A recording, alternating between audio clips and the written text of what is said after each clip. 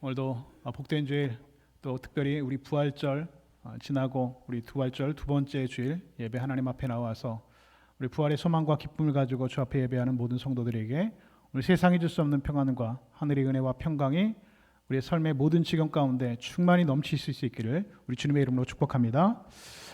오늘 설교는 예수로 배부른 사람이라는 말씀의 제목으로 하나님 말씀을 전하도록 하겠습니다. 오늘 설교 제목을 함께 우리 한 목소리 한번 읽어볼까요? 시작. 예수로 배부른 사람. 네. 그 설교는 여러분 설교 제목만 기억해도 여러분 반절은 성공한 겁니다. 오늘 설교 제목만 기억해도 설교를 여러분 잘 들었다고 생각하실 수가 있습니다. 여러분 미국이라는 나라는 그 청교도들이 신앙의 자유를 찾아서 아메리카 대륙에 정착하면서 세워진 그런 나라입니다. 그래서 믿음 위에 세워진 나라이고 지금도 대통령이 취임할 때 성경에 손을 얹고 취임 선서를 하는, 다시 말해서 하나님의 은혜로 하나님의 말씀 위에 세워진 그런 나라입니다. 그런데 이 청교도들이 그 땅에 정착한 지 100년이 지나서 미국이 물질적으로 굉장히 번성하게 되었습니다. 잘 사는 나라가 되었고 영국으로부터 독립하였고 그리고 세계의 패권 국가가 되었습니다. 1등 나라가 되었다라고 하는 것이죠. 그런데 그 순간부터 미국인들은 자신들의 할아버지 또 아버지 세대가 가지고 있었던 그 믿음을 잘 계승하지 못하고 점점 그 믿음에서 멀어지게 되었다라는 것입니다. 그리고 교회들이 힘을 잃고 그 믿음의 신앙들이 가정에서부터 아름답게 흘러가지 못하는 일들을, 그런 안타까운 일들을, 그 역사를 미국 사람들은 가지게 되었습니다. 바로 그때에 미국 국민들의 믿음을 다시 한번 일깨우는 영적 대각성 운동이 일어났습니다. 여러분 들어보셨죠? 영적 대각성 운동. 그런데 이 영적 대각성 운동을 주도했던 목사님이 바로 유명한 조나단 에드워드라고 하는 목사님입니다. 조나단 에드워드 목사님은 어려서부터 천재로 불렸습니다. 그는 6살 때 라틴어를 배우기 시작했고 13살 때 히브리어와 헬라어를 자유롭게 구사할 수 있었고 17살 때는 미국 최고에 대한 예일 대학을 그것도 수석으로 졸업하고 23살에 목사 안수를 받고 그리고 뉴햄프셔주에 있는 노스햄프턴 교회에서 무려 23년 동안 목회를 하였습니다. 당시 그 노스햄프턴 그 지역에는 한 200여 가구 정도가 살고 있었는데 단 한 가정도 예외 없이 200여 가구 전체 주민들이 다 예수를 믿게 되는 놀라운 부흥의 결과를 가져오게 되었습니다. 그런데 이 부흥의 물결은 뉴햄프셔 주 전체로 퍼져나갔고 그리고 5년 동안 뉴햄프셔 주에서 점점 퍼져나가서 그 부흥운동이 확장되어지고 재생산되어지면서 미국 전체의 부흥운동으로 확장되었다는 것입니다. 그리고 그것이 바로 오늘 우리가 기억하고 있는, 여러분들이 한 번쯤은 들어보셨을 만한 바로 영적 대각성 운동, 바로 The Great Awakening이라고 하는 영적 대각성 운동이 미국 전체에 일어나게 되었습니다. 그런데 이렇게 영적 대각성 운동을 이끌었던 그 조나단 에드워드 목사님의 마음에는 항상 마음속에 무언가 하나 걸리는 게 하나 있었다라고 하는 것이죠. 그것은 무엇이냐?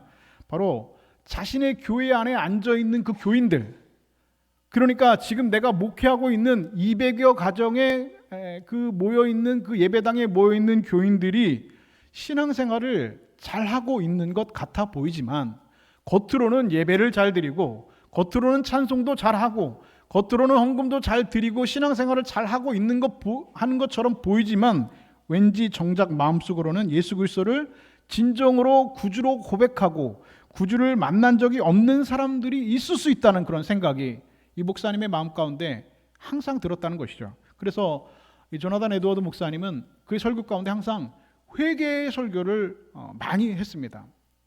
여러분, 회개라고 하는 것은 죄가 많은 사람이 하는 것이 아니라 영적인 수준이 있는 사람이 할 수 있는 것입니다.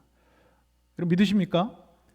회개는 죄가 많은 사람이 하는 것이 아닙니다. 누가 회개 기도할 때 저 사람 무슨 죄가 이렇게 많아서 하나님 앞에 회개 기도하나? 그것이 아니라는 것이죠.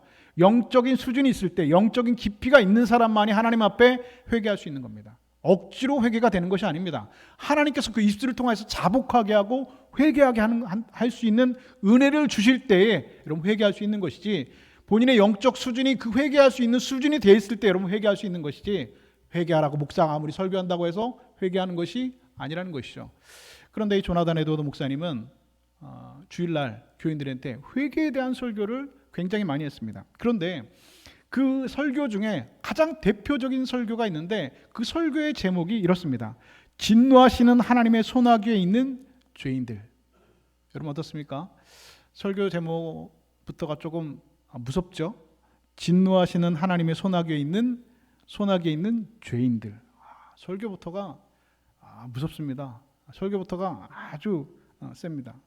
그런데 이 설교가 설교 제목만 무서운 것이 아니라 설교 내용도 굉장히 무섭고 설교 길이가 그냥 읽는 데만 90분이 걸리는 설교입니다. 그러니까 1시간 반 동안 설교한다는 것이죠. 제가 오늘 1시간 반 설교하면 여러분 어떠실 것 같으세요? 아마 1시간 반 설교하면 한 40분, 50분 지나면은 저 뒤에 계신 분들 중에서 한 사람씩 나가시는 분들도 계시고 다음 주에 아마 장로님들이 저한테 찾아와서 목사님 이건 좀 아닌 것 같습니다 라고 말씀하신 분들이 계실 것 같습니다. 그런데 이 목사님 읽는 데만 90분 걸리는 설교, 진노하시는 하나님의 손아귀에 있는 죄인들이라는 설교를 대표적으로 했다는 것이죠.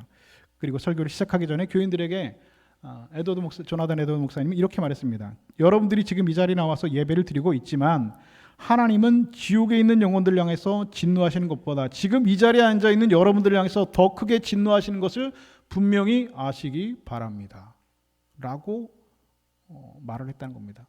그런데 아직 설교는 시작도 안 했습니다. 그리고 나서 설교를 시작하시기를 하나님의 진노가 불타고 있습니다. 지옥의 불길은 지금 무섭게 타오르고 있으며 이글거리고 있습니다. 여러분이 어젯밤에 지옥으로 가지 아니한 것, 여러분이 오늘 아침에 눈을 뜬 후에 지옥으로 떨어지지 아니한 것, 여러분들이 마음속에는 여전히 죄를 품고 있으면서도 지금 거룩한 예배에 참석하는 사악한 태도에도 불구하고 지옥에 떨어지지 않은 것을 설명할 수 있는 길은 하나님의 손이 당신들을 붙들고 있다는 것 외에는 아무것으로도 설명할 수 없습니다. 그러나 하나님의 손을 거두시면 떨어지는 바위돌이 거미줄을 멈추게 할 수 없는 것과 같이 여러분들은 즉시 굴러떨어져 지옥의 mid없는 구덩이로 빨려 들어갈 것입니다. 여러분 이렇게 설교하면 여러분 교회 문 닫겠죠? 이런 설교 여러분 누가 드리고 하지도 않고 하려고 하지도 않을 겁니다. 이렇게 설교하는 교회 여러분 누가 가겠습니까? 제가 만약에 이렇게 설교했다가는 난리가 나겠죠. 그런데 정말로 우리가 마음속에 생각해야 될 문제가 있습니다. 그것은 무엇이냐? 내가 정말로 믿음이 있는지, 내가 정말로 거듭난 사람인지, 다시 말해서 born again, 다시 태어나서 예수로 죽고 다시 태어난 사람으로 살아가고 있는지, 나의 옛사람은 죽고 예수 그리스도로 새로 태어난 그런 삶을, 거듭난 삶을 내가 살아가고 있는지, 내가 정말 예수를 내 구주로, 내 인생의 주인으로 진정 고백하며 그분의 말씀에 순종하며 살아가고 있는지 우리 스스로 심각하게 우리는 생각해 보아야 합니다. 저도 이 설교를 준비하면서 이 자리에 함께 예배하는 여러분들을 볼 때 그런 생각이 들 때가 분명히 있습니다. 이분이 예배당 앞에 나와서 예배를 드리고 있는데 정말 저 사람이, 이분이 예수를 믿는 분인지, 정말 저분의 삶의 주인이 예수님인지, 이분이 십자가의 구원의 은혜를 고백하고 있는 사람인지, 정말로 내가 예수 그리스도의 은혜로 새로운 사람으로 살아가고 있다라고, 그리고 그 말씀에 순종하며 살기로 애쓰며 죄와 싸우며 살아가고 있는 사람인지 그렇지 않은지 제 마음 가운데 분명한 확신이 들지 않는다라고 하는 것이죠. 여러분 우리가 이 질문에 대한 명확한 대답을 우리는 스스로 사실은 가지고 있어야 됩니다. 신앙생활이라고 하는 것은 여러분 취미생활 하는 것처럼 여러분 해서는 결코 안 된다는 것이죠. 일주일에 한 번 주일날 취미생활 하는 것처럼 예배당에 나와서 앉아서 설교 듣고 예배드리고 찬송하고 기도하고 한다고 해서 내가 신앙생활 하고 있다, 내가 믿음을 가지고 있다, 내가 예수를 믿는다, 내 구주를 예수로 고백하고 있다라고 우리가 자신 있게 얘기할 수 있느냐라고 하는 질문에 우리가 명확한 해답을 가지고 있지 않으면 여러분 우리의 신앙은 여러분 장담할 수 없다라고 하는 겁니다. 오늘 우리가 읽은 빌립보서는 사도 바울이 빌립보에 있는 교인들에게 보낸 편지의 내용이죠. 사도 바울이 로마의 감옥에 갇혀 있을 때 사실 이 빌립보계 교인들이 돈을 모아서 사도 바울에게 이 헌금을 건네준 적이 있습니다. 얼마나 여러분 감사한 일입니까? 그 감옥에 갇혀 있는데 그 빌립보 교회 교인들이 오늘날 말하면 영치금을 넣어준 겁니다. 그러니 너무 감사해서 빌립보 교인들에게 기쁜 마음으로 그리고 감사한 마음으로 사도 바울이 빌립보 교회에 보낸 그 편지입니다. 그래서 이 빌립보서는 옥중서신이라고 말하고 이 빌립보서의 이 별명은 바로 기쁨의 서신이라고 합니다. 기쁜 마음으로 감사한 마음으로 빌립보 교인들에게 이 편지를 보내고 있는 겁니다. 그래서 빌립보서에서 사도 바울은 이렇게 기록합니다. 내가 너희를 생각할 때마다 하나님께 감사하며, 감사하다는 것이죠. 이렇게 빌립보 교인들에게 감사와 기쁨으로 보낸 편지가 바로 기쁨의 서신, 우리가 읽고 있는 빌립보서의 내용입니다. 그런데 이 감사의 편지 가운데, 이 기쁨의 편지 가운데 전혀 어울리지 않는 내용이 오늘 우리가 읽은 본문의 말씀입니다. 전혀 생뚱맞고 기쁨의 서신, 감사의 서신이라고 보기에는 전혀 어울리지 않는 내용이 들어있는 것이 오늘 본문 18절의 말씀입니다. 오늘 18절 말씀 우리 다 함께 한 목소리로 다시 한번 읽어볼까요? 함께 읽겠습니다. 18절 말씀 있습니다. 시작. 내가 여러 번 너희에게 말하였거니와 이제도 눈물을 흘리며 말하노니 여러 사람들이 그리스도의 십자가의 원수로 행하느니라. 아멘. 자, 여러분 무슨 말입니까? 사도 바울이 빌립보 교회에 편지를 하기를 빌립보 교회 안에, 다시 말해서 너희 교회 안에 십자가의 원수로 행하는 사람들이 있다라고 하는 겁니다. 여러분, 십자가의 원수로 행한다 무슨 말입니까? 예수 그리스도의 십자가의 은혜와는 전혀 반대의 삶을 살아간다는 겁니다. 십자가의 원수로 행한다는 겁니다. 십자가의 원수는 여러분 무슨 길입니까? 사탄의 길이죠. 마귀의 길을 행하고 있다는 겁니다. 분명히 교인은 교인인데 그리스도의 십자가의 원수로 행하다가 결국에는 멸망으로 끝날 사람이 빌립보 교회 안에 있다라고 바울은 지금 말하고 있는 것이죠. 그래서 사도 바울은 너무나 안타까워서 내가 여러 번 너희에게 말하였거니와, 한 번 말한 것이 아니라 두 번 말한 것이 아니라 너희가 십자가의 원수로 행한다고 여러 번 말하였거니와 너희가 듣지 않아서 지금 내가 눈물을 흘리며 말하노니라고 하면서 오늘 빌립보서는 말하고 기록하고 있습니다. 무슨 말입니까? 그렇게 살지 말라는 것이죠. 그렇게 신앙생활하지 말라는 겁니다. 여러분 이상하죠? 빌립보 교회 교인들은 그 믿음을 가지고 바울에게, 감옥에 갇혀 있는 바울에게 그들의 물질을 보냈던 그런 사람들입니다. 그리고 그것이 감사해서 바울은 빌립보 교인들에게 기쁘고 감사하는 마음으로 서신을 보내는데 너희 중에 십자가의 원수로 행하는 사람들이 그 너희 빌립보 교회 안에 있다는 겁니다. 그 십자가의 원수의 삶을 살지 말라는 겁니다. 그렇게 믿으면 아무 소용이 없다는 것이죠. 멸망하게 된다라고 바울은 아주 단호하게 이야기하고 있습니다. 그리고 아무리 말해도, 여러 번 말해도 도무지 듣지가 않으니 너무 안타까워서 지금 눈물을 흘리면서 너에게 또다시 이 서신을 보낸다라고 바울은 이야기하고 있습니다. 자, 그렇다면 오늘 바울이 십자가의 원수로 행하는 자들은 어떤 자들인지 우리에게 무엇이라고 설명하고 있습니까? 첫 번째는 바로 배를 신으로 섬기고 있는 사람입니다. 여기서 배는 여러분의 이 배입니다. 이 배. 내 배. 내 배. 내 배를 무엇으로 삼고 있다고요? 신으로 삼고 있다는 겁니다. 내 배를 하나님으로, 신으로 삼고 있다는 것이죠. 먹고 사는데, 내 배를 불리는데, 내 욕심을 채우는데 최선을 다하고 그것을 위하여 살아가고 있다는 겁니다. 본문 19절은 그래서 이렇게 선언합니다. 그들의 마침은 멸망이요 그들의 신은 배요 라고 말하고 있습니다. 바로 십자가의 원수로 행하는 자들은 멸망으로 행하는 것이고 그들의 신은 그들의 배라라고 분명하게 말씀하고 있습니다. 여러분, 빌립보 교회 교인들 믿음이 없는 사람들이 결코 아니었습니다. 믿음이 없는 사람들인데 어떻게 여러분 자신들의 물질을 모아서 여러분 바울에게 그 영치금을, 그 헌금을 여러분 보내줄 수 있겠습니까? 그런데 분명히 믿음이 있다고 하지만 그 믿음은 하나님을 향한 믿음이 아니라 내 욕심을 위한 믿음을 가진 사람들이다라고 말하고 있다는 것이죠. 재미있는 얘기를 하나 해드리겠습니다. 목사가 재미있는 얘기를 하면 여러분 적당히 웃어주시는 것도 여러분 은혜로운 겁니다. 웃을 준비를 하시고 좀 들으셨으면 좋겠습니다. 할렐루야 축구단하고 임마누엘 축구단이 축구 시합을 했답니다. 예전에 실제로 할렐루야 축구단이 있었죠? 지금도 있나요? 지금은 없죠. 네, 요즘 축구를 안 봐서 모르겠는데 예전에 실제로 할렐루야 축구단이 있었죠. 임마누엘 축구단은 제가 들어본 적이 없는데 임마누엘 축구단, 할렐루야 축구단 축구 시합을 했습니다. 임마누엘 축구단이 그래서 축구 경기에 나가기 전에 선수들이 다 모여서 동그랗게 모여서 이렇게 감독이 기도했습니다. 하나님, 우리 임마누엘 축구단은 하나님께서 함께 하시는 축구단입니다. 그러니까 오늘도 하나님께서 우리와 함께 하셔서 우리가 승리하게 될 줄로 믿습니다 하면서 아자 하면서 축구 경기로 나갔습니다. 그런데 할렐루야 축구단은 이렇게 기도했습니다. 하나님, 우리 할렐루야 축구단은 하나님께 영광을 돌리는 축구단입니다. 그래서 우리 팀이 반드시 이겨서 하나님께 영광 돌릴 수 있도록 역사하여 주시옵소서 하면서 기도하고 축구장에 뛰어나갔습니다. 자, 임마누엘 축구단하고 축구팀하고 할렐루야 축구단하고 축구를 했습니다. 어느 팀이 여러분 이겼을까요? 임마누엘 팀이 이겼을까요? 할렐루야 팀이 이겼을까요? 그럼 다르게 질문해 볼까요? 하나님이 여러분 누구의 기도를 들어주셔야 되는 겁니까? 임마누엘 팀의 기도를 들어주셔야 됩니까? 아니면 할렐루야 팀의 기도를 들어주셔야 됩니까? 참 딜레마이죠. 그런데 그런 일들이 우리 안에 여러분 실제로 일어나고 있다는 것이죠. 유럽은 여러분 수많은 전쟁의 역사를 여러분 치러왔습니다. 그런데 독일과 프랑스가 전쟁할 때에 여러분 독일 군들은 뭐라고 기도했습니까? 하나님, 우리 독일을 지켜주시옵소서. 우리가 승리할 줄로 믿습니다. 이 전투에서 승리할 줄로 믿습니다 하면서 기도했겠죠. 프랑스 팀은 프랑스 나라 군인들은 뭐라고 기도했습니까? 하나님, 우리 프랑스는 우리 나라를 지켜주시옵소서.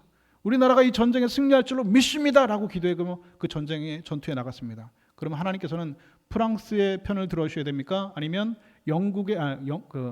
독일의 여러분 편을 들어주셔야 됩니까? 참 쉽지가 않은 질문입니다. 여러분, 우리의 믿음이 바로 이와 같은 믿음일 때가 얼마든지 있다라고 하는 것입니다. 내 믿음이 과연 하나님의 뜻을 이루고 하나님께 영광을 돌리기 위한 믿음인지 아니면 내 뜻을 이루고 내 욕심을 채우기 위한 믿음인지 우리는 분명히 생각해 볼 필요가 있습니다. 성경 고린도후서 5장 15절 이렇게 말씀합니다. 그가 모든 사람을 대신하여 죽으심은 살아있는 자들로 하여금 다시는 그들 자신을 위하여 살지 않고 오직 그들을 대신하여 죽었다가 다시 살아나신 이를 위하여 살게 하려 함이라 말씀하고 있습니다. 다시 말해서 예수님께서 십자가에 달려 돌아가신 것은, 그 대신해서 죽으신 것은 이제는 우리가 나 자신을 위해서 하는 것이 아니라, 여러분 자신을 위해서 하는 것이 아니라 주님을 위해서 살게 하시려고 우리 주님께서 십자가에 돌아가셨다라고 말씀하고 있는 겁니다. 자, 그렇다면 여러분 한번 생각해 보시죠. 여러분 지금 누구를 위해서 여러분 살아가고 계십니까? 나는 지금 누구를 위해서 여러분 살아가고 있습니까? 누구를 위하여 종을 울리나 라고 하는 영화가 있죠. 나를 위해서 살아가고 있는지, 아니면 정말로 말씀대로 주님을 위해서 내가 살아가고 있는지.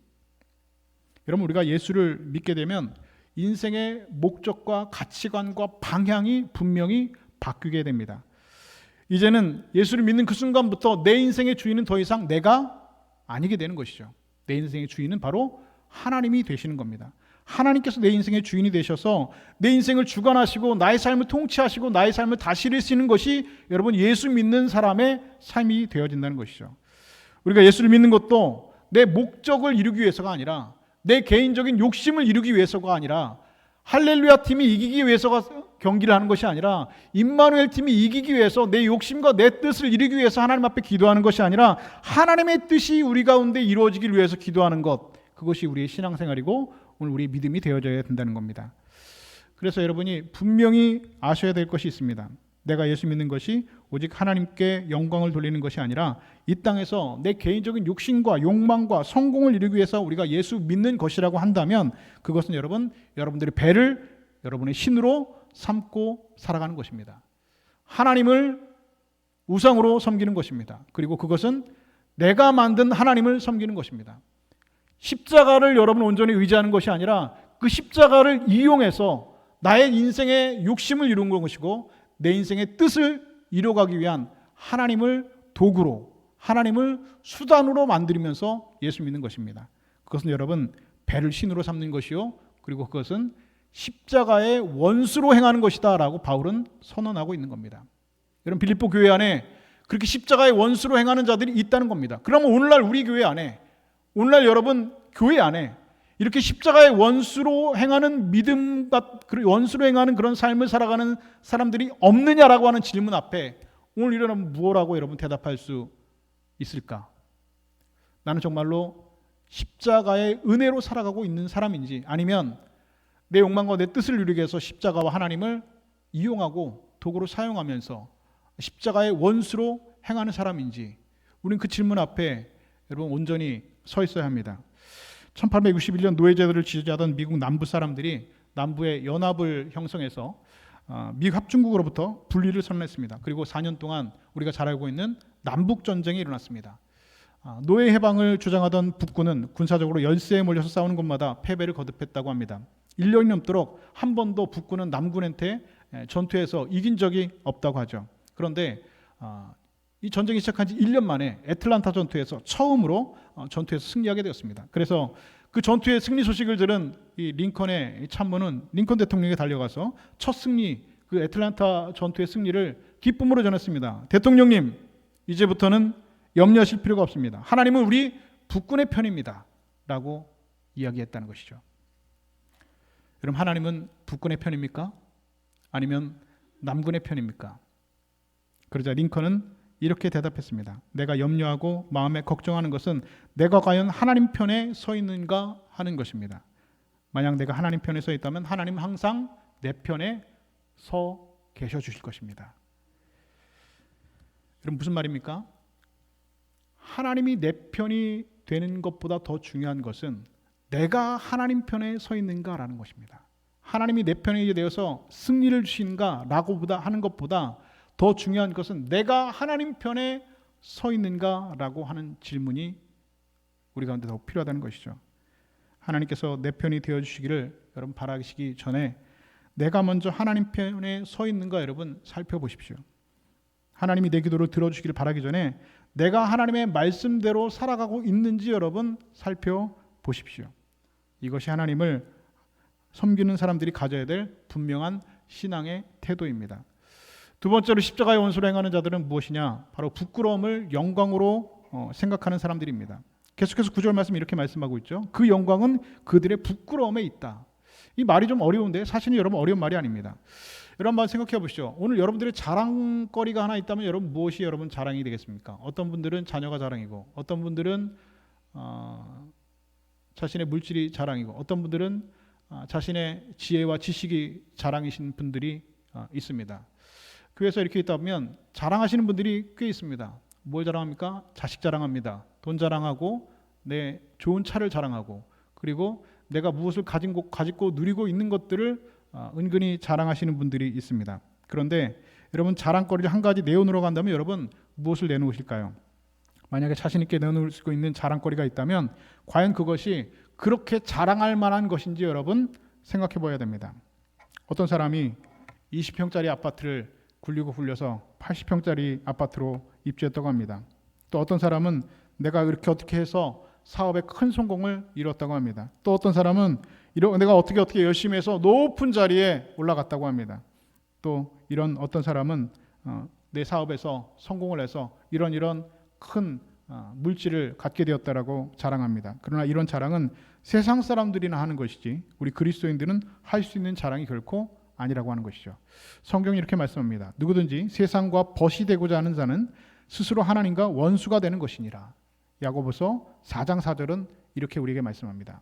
다시 말해서 세상과 벗된 사람, 세상에 있는 것들을 좋아하고 세상에 있는 것들을 자랑하는 사람은 하나님과 원수가 된다라고 성경은 말씀하고 있습니다. 다시 말씀드리지만 여러분, 예수를 믿으면 우리의 생각이 바뀌는 겁니다. 내 생각과 가치관과 내 생각의 방향이 여러분 달라지는 겁니다. 세상 사람들은 성공하면 그 성공을 자랑하죠. 그러나 우리는 성공했을 때 하나님 앞에 그것을 사람들에게 자랑하는 것이 아니라 하나님 앞에 무릎 꿇고 기도합니다. 하나님, 저에게 이런 성공을 주신 이유가 무엇입니까? 이것을 통하여서 하나님께서 이루고자 하는 그런 뜻이 무엇입니까? 라고 하나님께 묻는 기도를 합니다. 세상 사람들은 돈을 많이 벌면 그 돈을 많이 번 그 물질을 자랑합니다. 그러나 우리 그리스도인들은 이렇게 물질이 많이 벌면 하나님 앞에 또다시 기도합니다. 하나님, 제게 원하시는 것이 무엇입니까? 제게 가르쳐 주십시오. 내가 이 물질을 바르게 쓸 수 있도록 인도하시고, 내가 이 물질 때문에 교만하게 되지 않고, 그리고 게을러지거나 악한 길로 빠지 않도록 도와주십시오. 주님께서 원하신 뜻이 있다면 저에게 말씀해 주십시오라고 겸손하게 하나님 앞에 기도할 수 있어야 된다는 것이죠. 성경 갈라디아서 6장 14절은 이렇게 말씀합니다. 내게는 우리 주 예수 그리스도의 십자가 외에는 결코 자랑할 것이 없으니 말씀하고 있습니다. 다시 한번 읽어볼까요? 함께 읽습니다. 시작. 내게는 우리 주 예수 그리스도의 십자가 외에는 결코 자랑할 것이 없으니. 아멘. 여러분 아멘이십니까?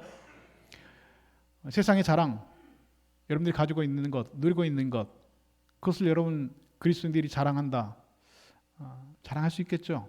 네. 근데 그것은 여러분 온전한 신앙의 태도가 아니라는 겁니다.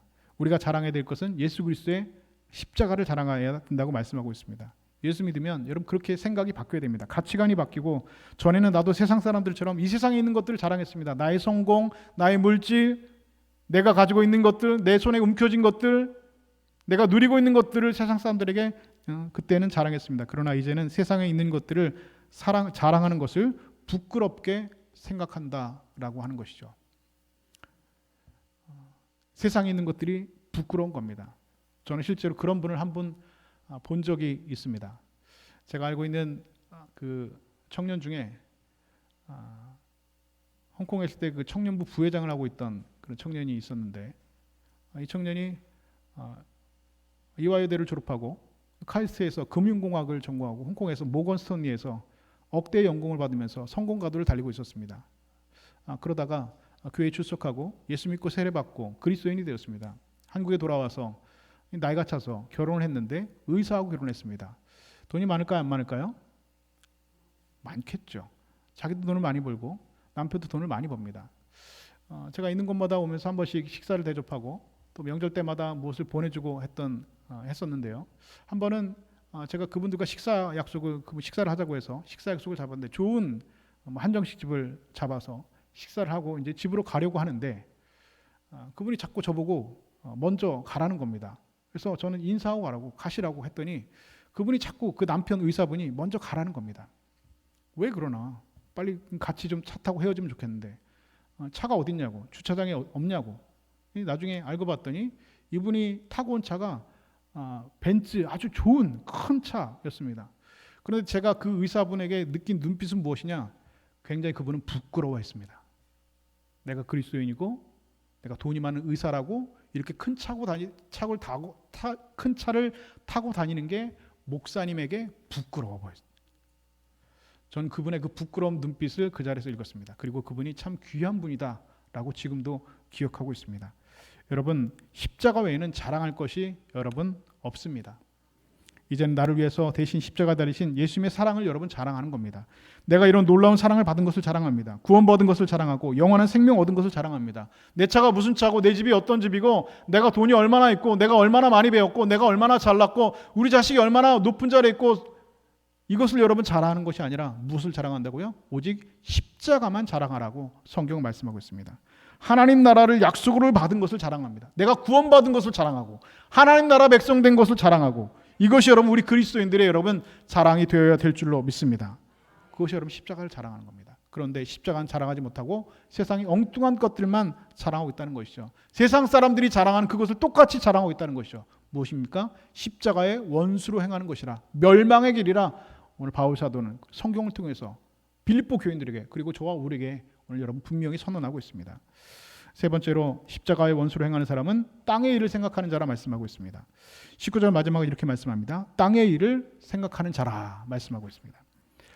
우리는 여러분 이 땅에 발을 딛고 살아갑니다. 땅의 일을 생각하지 않고 살아갈 수는 없습니다. 이 말씀은 여러분 이 세상의 일을 생각하지 말고 살아가라 라고 하는 말씀이 결코 아닙니다. 여러분 그리스도인은 여러분 수영선수와 같습니다. 세상이라고 하는 바다에 끊임없이 팔을 저어가면서 헤엄치는 존재입니다. 열심히 이 땅에서, 세상이라고 하는 바다에서 열심히 일을 하고 열심히 헤엄을 치면서 앞으로 나아가는 존재입니다. 그러나 중요한 것은 그 헤엄치는 그 중에 세상이라고 하는 바다에 빠져서는 안 된다는 것이죠. 열심히 헤엄쳐 살아가는 겁니다. 이 세상이라는 바다를 떠나서 살 수는 없습니다. 우리가 듣고 있는 이 땅을 여러분 떠나서 살 수는 없습니다. 땅에 있는 것들을 전혀 생각하지 말고 살라, 그 말씀이 아닙니다. 중요한 것은 무엇입니까? 이 말씀의 핵심은 여러분 방향성입니다. 내 마음의 중심이 어디를 향하고 있느냐, 내 마음의 생각이 어디를 향하고 있느냐, 그 방향성이 이 말씀의 핵심이라는 것이죠. 내 생각이 어디로 가고 있느냐라고 하는 말씀입니다. 나침반은 여러분 항상 같은 방향을 가리키고 있죠. 우리의 생각도 마찬가지입니다. 무슨 일을 하든지 내 생각이 가는 방향이 여러분 반드시 있습니다. 세상 사람들은 생각의 방향은 항상 어디를 향해 있습니까? 이 땅을 향해 있습니다. 이 땅을 향해 있습니다. 그런데 우리 그리스도인들은 하늘을 사모하며 살아가는 사람들입니다. 이 땅에 살지만 이 땅을 바라보며 살아가는 사람들이 아니라 하늘을 바라보며 살아가는 사람들이라는 것이죠. 우리가 여러분 오늘 찬양했던 그 찬양 있죠? 찬송가 491장. 이 찬양을 한 이유가 있습니다. 찬양의 후렴부에 이런 내용이 있죠.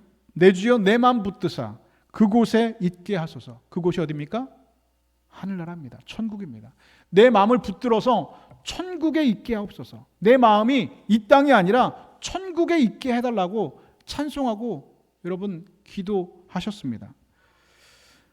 하나님을 생각하고 세상 사람들은 이 땅을 생각하지만 믿는 사람들은 하나님을 생각하고 예수님을 생각합니다. 하나님께서 정말 기뻐하시는 것이 무엇인지, 내가 어떻게 하면 하나님을 영화롭게 하는 건지, 어떻게 하면 하나님의 영광을 위해 살아가는 것인지를 생각하며 살아갑니다. 그래서 우리의 생각의 방향이 항상 하늘을 향해서 열려 있는 것, 이것이 여러분 그리스도인들의 생각의 방향이 되어야 된다라고 말씀하는 겁니다. 여러분 가만히 앉았을 때 여러분의 생각은 어디로 흘러가고 있습니까? 만약 여러분의 생각과 생각의 방향들이, 마음의 중심들이 땅에 있는 것들을 향해서 생각의 중심과 방향이 늘 땅에만 붙들려 있다고 한다면 그 사람은 아직은 십자가를 모르는 사람입니다. 이런 사람은 그리스도의 십자가와 원수로 행하는 사람입니다. 여러분의 생각과 마음의 방향이 항상 하늘 향해서 열려있는 은혜가 있기를 주님의 이름으로 축복합니다. 또한 본문은 우리가 땅에 있는 것을 하늘에 있는 것이라 생각해야 될 이유를 말씀하고 있습니다. 빌립보서 3장 20절 말씀 우리 한 목소리 함께 읽겠습니다. 시작. 우리의 시민권은 하늘에 있는지라. 아멘. 자, 바울은 말씀을 마무리하면서 이렇게 십자가의 원수로 행하지 말고, 너희가 이렇게 십자가의 원수로 행해서 이 땅에서 멸망하지 말고, 영원한 멸망당하지 말고 살아야 된다. 신앙생활을 하나님 중심으로 신앙생활해야 된다라고 말하면서 그 이유를 뭐라고 말씀하고 있냐? 너희의 시민권, 우리의 시민권은 어디에 있다고요? 하늘에 있기 때문에. 주한미군들이 한국에서 근무하면서 시간이 오래 지나면 느끼게 되는 몇 가지 그 재밌는 경우들이 있다고 합니다. 첫 번째, 주한미군들이 한국에 살면서 느끼는 경우, 냉면을 먹으면서 가위로 잘라주기를 바랄 때 내가 문제가 있구나라고 생각한다는 것이죠. 친구가 주차장에서 차를 빼는데 자신도 모르게 오라이 오라이라고 말할 때. 이상하죠? 미국 사람이 오라이 오라이 왜 합니까? 한국에 너무 오래 산 겁니다. 주한미군인데, 미국 사람인데. 또 있습니다. 별다른 이유 없이 일본이 싫어질 때. 주한미군인데 일본이 싫어졌습니다. 어떤 TV에 보니까 주한미군이 나와서 장기 자랑하는데 나와가지고 여기다가 마지막에 독도는 우리 땅 그러더라고요. 그 사람이 1등 했습니다. 주한미군입니다. 또 있습니다. 고향인 뉴욕에 휴가를 갔는데 롯데리아를 찾고 있는 자신을 발견하게 될 때. 주한미군인데 여러분 미국에서 롯데리아를 찾고 있습니다. 하지만 그렇다고 해서 그들의 국적이 바뀐 것입니까? 그렇지 않습니다. 한국 생활에 익숙해진 미국인일 뿐입니다. 우리 역시 이 세상을 살아가는데 익숙해진 하나님 나라의 시민권자들입니다. 우리는 잠시 이 세상에 머물다가 하나님 나라로 돌아갈 사람들입니다. 그래서 우리는 항상 이 땅의 일들보다는 하나님 나라에 속한 것들에 더 관심을 가지고 있습니다. 마치 한국 국적을 가진 사람이 어느 나라에 가든지 항상 한국 뉴스를 보고 한국 소식에 관심을 갖는 것처럼 우리 그리스도인들은, 오늘 저와 여러분들은 하늘의 시민권이 있기 때문에 이 땅을 살고 나가고 있지만, 대한민국이라고 하는 나라의 국적을 가지고 있지만 우리의 영원한 시민권은 이 대한민국에 있는 것이 아니라 어디에 있다고요? 하늘나라의 영원한 시민권이 있기 때문에 이 땅에 관심을 가지고 사는 것이 아니라 하늘나라에 우리의 관심과 우리의 생각이 집중되어져 있다는 겁니다. 그래서 우리가 찬양한 것처럼 내 주여 내 맘 붙드사 그곳에 항상 있게 하소서. 왜 그렇게 할까요? 우리의 마음이 항상 그곳에 없거든요. 어디에 있어요? 이 땅에 있거든요. 그것은 여러분 하늘나라의 시민권자의 삶의 자리가 아니라는 것입니다. 디트리트 보니터 목사는 2차 세계대전 당시에 독일 나치당 집권 당시에 목사였습니다. 그는 히틀러 암살 작전에 참여했다가 체포당해서 교수형을 당하게 되었습니다. 보네포의 일대기를 다룬 영화 중에 은총의 대리인 에이전트 오브 그레이스라고 하는 아주 유명한 영화가 있습니다. 이 영화를 보면 영화 한 장면 중에 이 보네포 목사가 마지막에 교수형을 당하는 장면이 묘사가 되어져 있는데, 이 교수대 위에서 나치의 요원인 맨프레드 레노와 이 보네포 목사의 대화가 집중되어져 있습니다. 영화에서 이 나치의 요원인 레노가 보네포 목사에게 이렇게 묻습니다. 목사, 떨고 있군. 두렵소? 그러자 보네포 목사가 대답합니다. 아니, 춥소. 나치들이 교수형 당한 사람들을 발가벗고 놓고 있었기 때문에 아마 보네포 목사님은 굉장히 추웠던 것 같습니다. 레더가 이어서 말합니다. 이젠 다 끝났어. 그러자 보네포 목사가 이렇게 대답합니다. 아니, 아직 끝나지 않았어.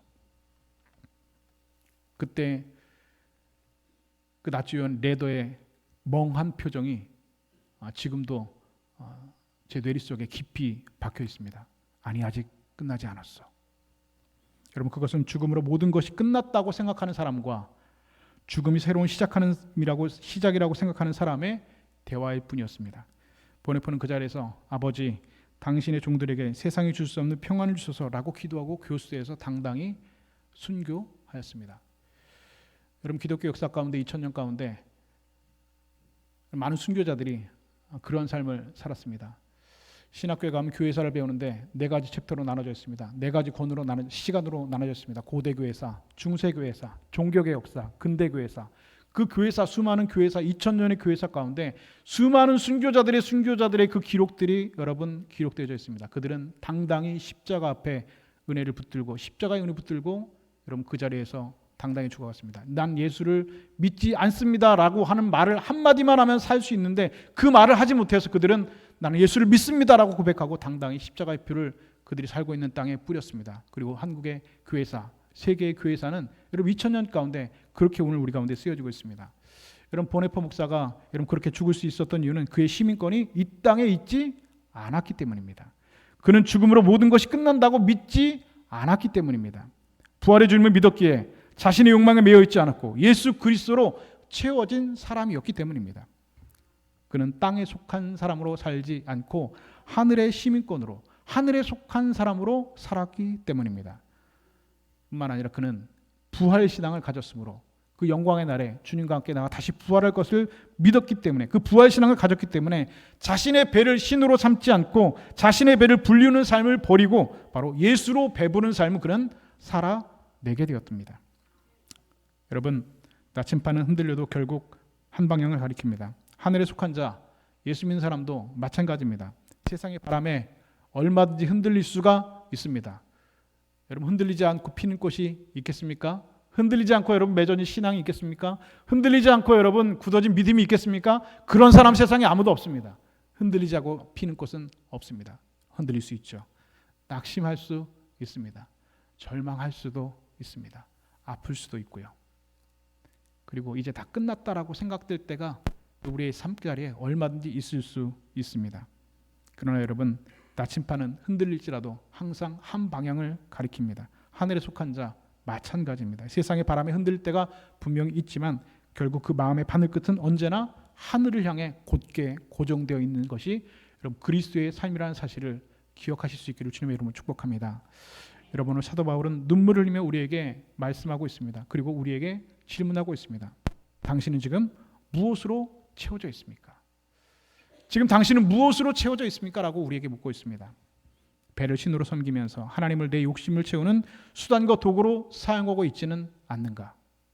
세상의 성공과 물질을 자랑하면서 십자가의 은혜보다 땅의 것들을 더 귀하게 여기며 살아가고 그것을 자랑하며 살아가고 있지 않는가? 내 생각의 나침반이 언제나 하늘이 아닌 이 땅을 향해서 고정되어 있지 않는가라고 우리에게 여러분 묻고 있습니다. 여러분, 무엇이라고 여러분 대답하시겠습니까? 아니라고 대답하시겠습니까? 얼마든지 우리의 생각이 틀릴 수 있습니다.